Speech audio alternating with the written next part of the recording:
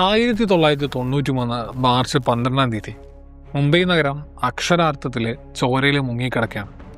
വെറും 3 മണിക്കൂറിനുള്ളിൽ നഗരത്തിന്റെ 12 ഇടങ്ങളിൽ ഒരേ സമയമാണ് ബോംബ് സ്ഫോടനങ്ങൾ നടന്നത്. 257 പേര് മരിച്ചു. 1400-ലധികം ആളുകൾക്ക് പരിക്കേറ്റു. എത്രയോ കുടുംബങ്ങളാണ് അന്ന് തകർന്നു പോയത്. രാജ്യം മുഴുവൻ ശരിക്കും നടുങ്ങിപ്പോയിട്ടുള്ള ഒരു നിമിഷമായിരുന്നത്. ആയിരക്കണക്കിന് മൈലുകൾക്ക് അപ്പുറത്തിരുന്ന് ഈ ഒരു ഭീകര സ്വപ്നം പ്ലാൻ ചെയ്തത് ഒരാളാണ്. കഴിഞ്ഞ 30 വർഷമായിട്ട് ആർക്കും പിടികൊടുക്കാത്ത അയാള് ഇങ്ങനെ നടക്കുകയാണ്. അയാളുടെ പേര് ദാവൂദ് ഇബ്രാഹിം കസ്കർ എന്നാണ്.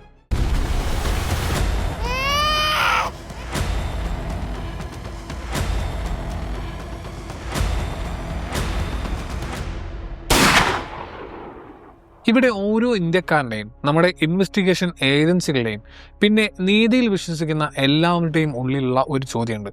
ഈ 2026 പോലും ഇത്രയധികം ഇന്റലിജൻസ് സംവിധാനങ്ങളും മിലിറ്ററി പവറും ഡിപ്ലോമാറ്റിക് സ്വാധീനവും ഒക്കെ ഉണ്ടായിട്ടും എന്തുകൊണ്ടാണ് ഇന്ത്യക്ക് ഈ മനുഷ്യനെ നിയമത്തിന്റെ മുന്നിൽ കൊണ്ടുവരാൻ സാധിക്കാത്തത്?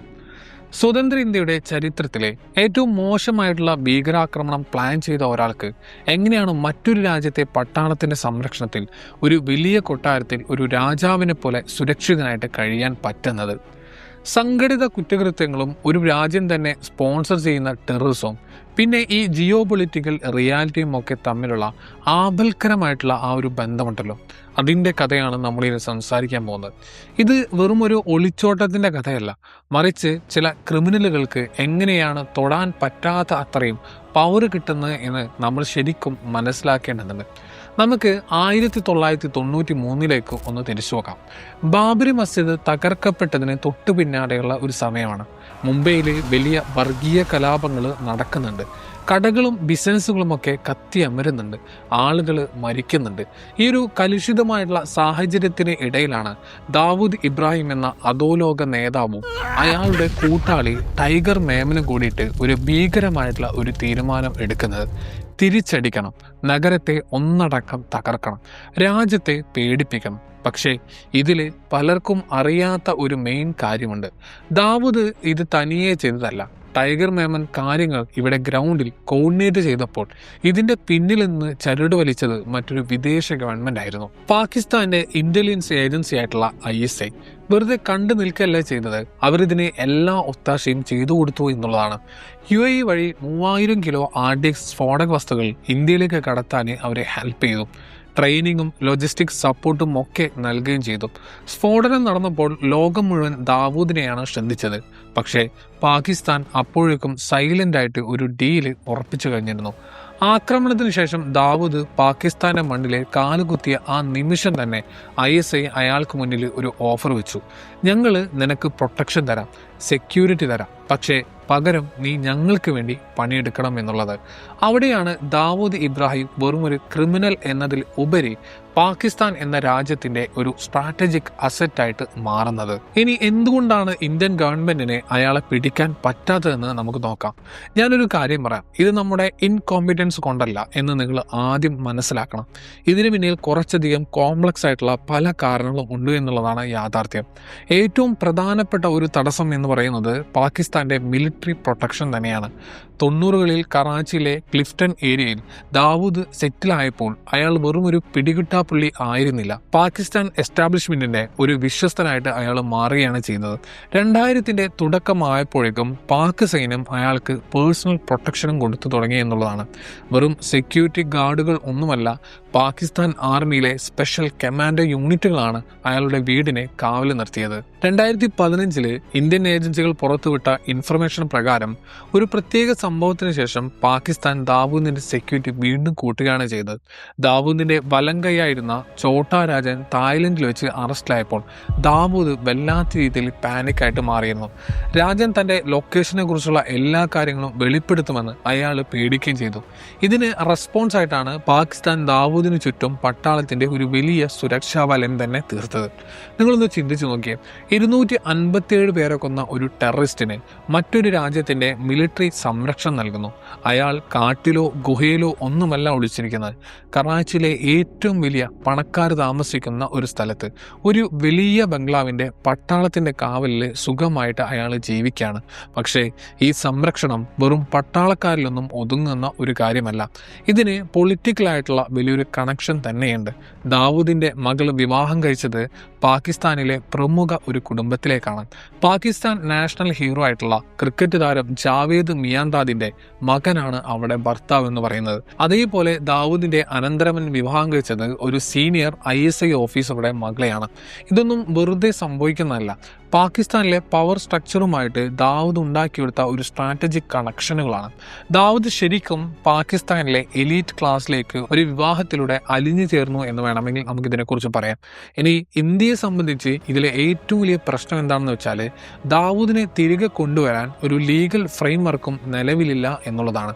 ഇന്ത്യയും പാകിസ്ഥാനും തമ്മിൽ കുറ്റവാളികളെ കൈമാറാനുള്ള എക്സ്ട്രാഡിഷൻ ട്രീറ്റി നിലവിലില്ല.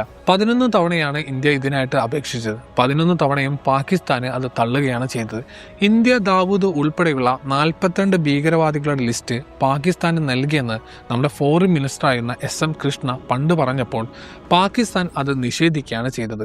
ഇതൊക്കെ വെറും രേഖകളാണ്, ഇതിനൊരു വിലയുമില്ല എന്നതായിരുന്നു അവരുടെ മറുപടി. ഇതിനേക്കാൾ വലിയൊരു കാര്യം വേറെയുണ്ട്. ദശാബ്ദങ്ങളോളം ഇന്ത്യ കൃത്യമായിട്ടുള്ള ഡിപ്ലോമാറ്റിക് ചാനലുകൾ വഴി ദാവൂദിനെ വിട്ടുകിട്ടാൻ ഒഫീഷ്യലായിട്ട് റിക്വസ്റ്റ് ചെയ്തിരുന്നില്ല. 2017 ജേർണലിസ്റ്റുകൾ ചോദിച്ചപ്പോൾ ഗവൺമെന്റ് പറഞ്ഞത് ഞങ്ങൾ ഒരിക്കലും എക്സ്ട്രാഡിഷൻ ആവശ്യപ്പെട്ടിട്ടില്ല എന്നുള്ളതാണ്. ഇത് കേൾക്കുമ്പോൾ നമുക്ക് വലിയ അത്ഭുതം തോന്നും.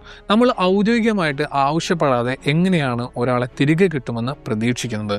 പക്ഷേ ഇതിന്റെ ആഴത്തിലുള്ള പ്രശ്നം വേറെയാണ്. ഇന്ത്യ ഒഫീഷ്യലായിട്ട് ചോദിച്ചാൽ പോലും പാകിസ്ഥാൻ അത് തരില്ല എന്നുള്ളതാണ് സത്യം. കാരണം ദാവൂദിനെ അവർക്ക് അത്രമാത്രം വാല്യുള്ള ഒരാളാണ്.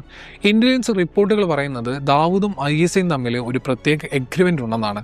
സംരക്ഷണം നൽകുന്നതിന് പകരമായിട്ട് ദാവൂദിന്റെ ബിസിനസ് സാമ്രാജ്യത്തിൽ നിന്നുള്ള ഏണിങ്സിന്റെ 30% പാകിസ്ഥാന്റെ ടെറർ ഓപ്പറേഷനുകൾക്കായിട്ട് അയാൾ നൽകുന്നുണ്ട്.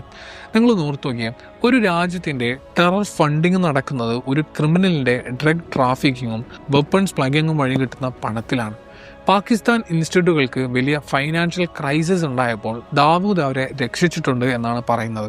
90കളുടെ അവസാനത്തിൽ പാകിസ്ഥാൻ റെയിൽവേക്ക് ഫ്യൂവൽ വാങ്ങാൻ പണമില്ലാത്ത ഒരു അവസ്ഥ വന്നപ്പോൾ ദാവൂദിന്റെ നെറ്റ്വർക്ക് ഫൈനാൻഷ്യൽ സപ്പോർട്ട് നൽകിയതായിട്ട് റിപ്പോർട്ടുകളുണ്ട്. ഇത് വെറും ഒരു ചാരിറ്റി ഒന്നുമല്ല, പണം കൊടുത്ത് പൊളിറ്റിക്കൽ ഇമ്മ്യൂണിറ്റി വാങ്ങുകയായിരുന്നു അയാൾ ചെയ്തത്. പാകിസ്ഥാന്റെ ഒഫീഷ്യൽ നിലപാടും ഇൻട്രസ്റ്റിംഗ് ആണ്. ദാവൂദ് അവിടെ ഉണ്ടെന്ന് പോലും അവർ ഒരിക്കലും സമ്മതിക്കാൻ പോകുന്നില്ല.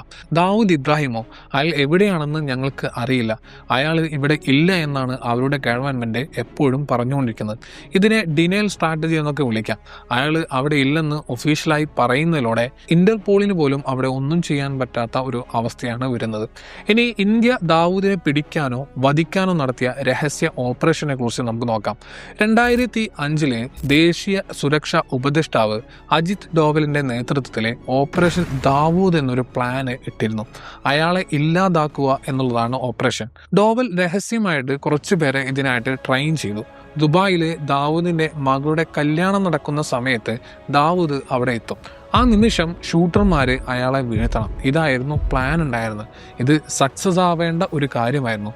ഇന്ത്യക്ക് ആ സർപ്രൈസ് എലമെന്റ് ഉണ്ടായിരുന്നു. ട്രെയിൻഡ് ആയിട്ടുള്ള ആളുകൾ കൂടെ ഉണ്ടായിരുന്നു. പക്ഷേ എല്ലാം തകിടം പറഞ്ഞു. മുംബൈ പോലീസിലെ ചില ഉദ്യോഗസ്ഥർ, അതായത് ദാവൂദിന്റെ ശമ്പളം പറ്റുന്ന നമ്മുടെ സ്വന്തം പോലീസ്, ഈ ഓപ്പറേഷനൊക്കെ ഒറ്റിക്കൊടുക്കുകയാണ് ചെയ്തത്.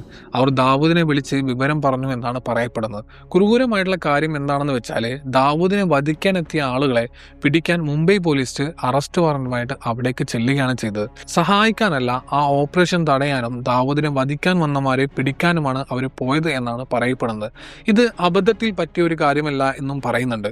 മുംബൈയിലെ ഒരുപാട് സീനിയർ പോലീസ് ഓഫീസർമാർ ദാവൂദിന്റെ പേരുകളിൽ ഉള്ള ആളുകളായിരുന്നു. മീര ബോർവാങ്കറെ പോലെയുള്ള ഉദ്യോഗസ്ഥർ പിന്നീട് ഇത് വെളിപ്പെടുത്തുകയും ചെയ്തിട്ടുണ്ട്. ഏകദേശം 30ഓളം ഓഫീസർമാർക്ക് ദാവൂദുമായിട്ട് കണക്ഷൻ ഉണ്ടായിരുന്നു എന്നാണ് പറയപ്പെടുന്നത്. ഇത് പലപ്പോഴും ആവർത്തിക്കുകയും ചെയ്തിട്ടുണ്ട്. 90കളുടെ അവസാനം ഛോട്ടാ രാജനെ ഉപയോഗിച്ചിട്ട് 8 തവണ ദാവൂദിനെ വധിക്കാൻ ശ്രമം നടത്തിയിരുന്നു. 8 തവണയും ദാവൂദ് രക്ഷപ്പെട്ടു. എങ്ങനെയായിരിക്കും? കാരണം ദാവൂദിന് അഡ്വാൻസ് വാർണിങ്ങുകൾ കിട്ടിയിരുന്നു. ഇൻഫോമേഴ്സ് വഴിയും അഴിമതിക്കാരായിട്ടുള്ള ഇന്ത്യയിലെ തന്നെ ഉദ്യോഗസ്ഥർ വഴിയും എല്ലാ വിവരവും മുൻകൂട്ടി അയാൾ അറിഞ്ഞിരുന്നു എന്നുള്ളതാണ് സത്യം. പക്ഷേ ഇതിലെല്ലാം വലിയൊരു തടസ്സം ന്യൂക്ലിയർ വെപ്പൺസ് ആണ്. 1998 പാകിസ്ഥാൻ ന്യൂക്ലിയർ ടെസ്റ്റ് നടത്തിയതോടെ കാര്യങ്ങൾ പാടെ മാറുകയാണ് ഉണ്ടായത്. പാകിസ്ഥാൻ മണ്ണിൽ കടന്നു ചെന്നിട്ട് ദാവൂദിനെ വധിക്കാൻ ഇന്ത്യക്ക് കഴിയില്ല. കാരണം ഇന്ത്യ അങ്ങോട്ടേക്ക് കയറിയാൽ അതൊരു വലിയ ആണവ യുദ്ധത്തിലേക്ക് കാര്യങ്ങൾ എത്തിച്ചേക്കാനുള്ള ചാൻസുമുണ്ട്. ഇവിടെയാണ് നമ്മൾ ഒസാമ ബിൻ ലാദന്റെ കേസും ഇതും തമ്മിലുള്ള വ്യത്യാസം കാണേണ്ടത്. 2011 അമേരിക്ക പാകിസ്ഥാനിലെ അബോട്ടാബാദിൽ കടന്നു ചെന്നിട്ട് ലാദനെ കൊന്നുകളഞ്ഞു. പക്ഷേ അമേരിക്കയുടെ സൈനിക ശക്തിയും ഇന്ത്യയുടെ ശക്തിയും തമ്മിൽ വലിയ വ്യത്യാസമുണ്ട്.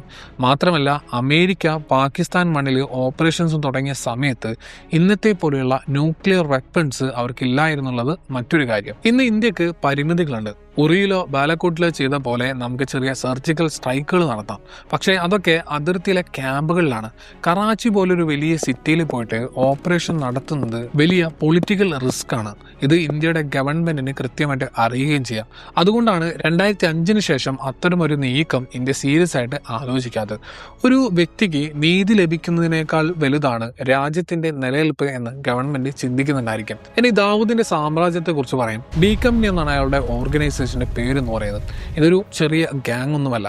$multi-billion ആസ്തിയുള്ള ഒരു ട്രാൻസ്നാഷണൽ ക്രിമിനൽ എന്റർപ്രൈസ് ആണ്. ഡ്രഗ് ട്രാഫിക്കിംഗ്, വെപ്പൺ സ്മഗ്ലിംഗ്, കള്ളനോട്ട്, ഹവാല, എക്സ്ട്രോഷൻ, ഇങ്ങനെ ചെയ്യാത്ത കാര്യങ്ങളൊന്നും തന്നെയില്ല. ദാവൂദിന്റെ നെറ്റ്വർത്ത് ഏകദേശം $6.7 ബില്യൺ വരുമെന്നാണ് എസ്റ്റിമേറ്റ്. അതായത് ഏകദേശം 55,000 കോടി രൂപ എന്ന് പറയുന്നത്. ദുബായിലും ലണ്ടനിലും പാകിസ്ഥാനിലുമൊക്കെ അയാൾക്ക് വലിയ ബിസിനസ്സുകളും ഹോട്ടലുകളുമുണ്ട്. ഹവാല വഴിയും ഷെൽ കമ്പനികൾ വഴിയും പണം നീക്കുന്നത് കൊണ്ട് അയാളെ ട്രാക്ക് ചെയ്യുന്നത് അസാധ്യമായിട്ടുള്ള ഒരു കാര്യം കൂടിയാണ്.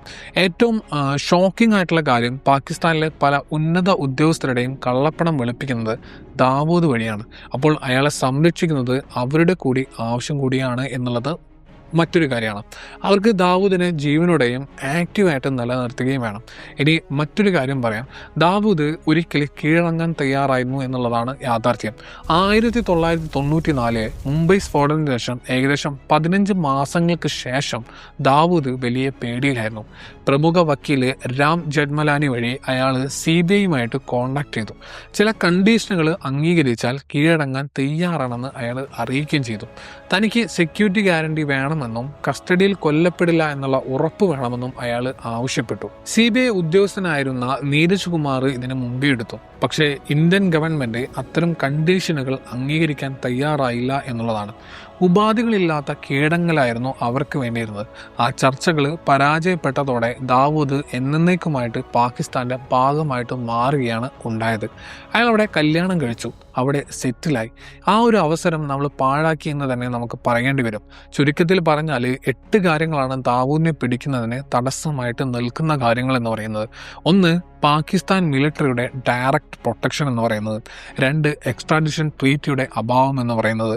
3 എന്ന് പറയുന്നത് ദാവൂദിൽ നിന്നുള്ള ഫിനാൻഷ്യൽ ബെനിഫിറ്റ്. 4, നമ്മുടെ സ്വന്തം സിസ്റ്റത്തിലെ അഴിമതി. 5, ന്യൂക്ലിയർ വെപ്പൺസ് എന്ന ജിയോ പൊളിറ്റിക്കൽ കൺസ്ട്രെയിൻറ്റ്. 6, അയാളുടെ കോംപ്ലക്സ് ആയിട്ടുള്ള ഫൈനാൻഷ്യൽ നെറ്റ്വർക്ക്. 7, പാകിസ്ഥാനിലെ ഉന്നതരുമായിട്ടുള്ള കുടുംബ ബന്ധങ്ങൾ എന്ന് പറയുന്നത്. 8, ഇത്രയും വലിയ റിസ്ക് എടുക്കാനുള്ള നമ്മുടെ പൊളിറ്റിക്കൽ വില്ലിൻ്റെ കുറവെന്ന് പറയുന്നത്.